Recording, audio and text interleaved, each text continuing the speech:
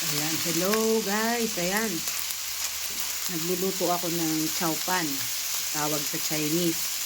Kasi nakita ko maraming um, rice sa refrigerator. Okay. So, ginawa ko, isasangag ko siya. Ayan. Ito naman, tigmix ko dyan. Makikita nyo siling malalaki na ilinuto sa karne. Means pork. Okay, yung kahapon ito hindi ko naubos, dinagay ko sa rep, tapos para mabalikan ko siyang makain ko ulit is imimix ko na lang siya sa kanin. Ayan, isinangag ko siya. Ayan guys, ito yung aking lunch. Totally hindi ko naman ito mauubos kasi ako lang naman ang kakain ito. Ngayon, yung kaya ko lang kainin, kakainin ko, and then yung matira, mamayang gabi. Pero pag yung tinamad akong kumain ng gabi, bukas naman. Ganun lang guys. Para-paraan lang para maiba naman yung pagkain kasi laging noodles ang aking kinakain. So, magsangag naman tayo. Good for not one day, good for 2 days to kakainin ko. Pag malamig na, pag may natira ko, ilalagay ko naman sa ref.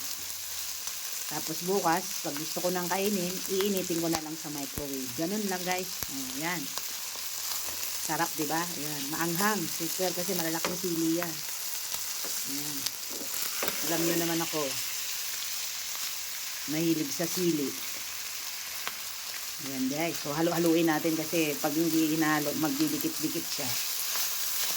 Kailangan natin i-mix ng maayos para yung lasa is mamulupot sa kanin. Ayan, so inaan natin kasi inaan natin yung apoy. Yung tama lang para ayan. Mix well. Ayan, para makakain ako. Ang dami ko kasing gagawin. So, kailangan ko ng energy. So, kakain ako ng wagas para may energy tayo. Ayan, sarap, diba? Uy. Oh. Diba? Sarap yan.